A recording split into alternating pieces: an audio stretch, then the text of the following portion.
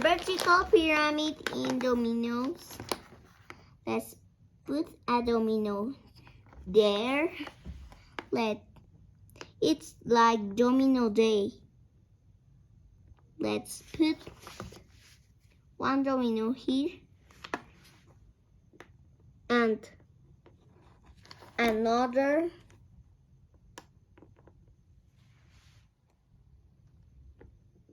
Let's put there. Now 3 dominoes more.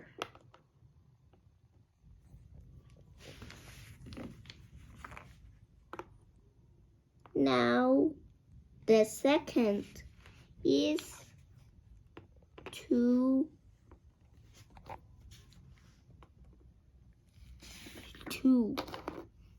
Let's build 2.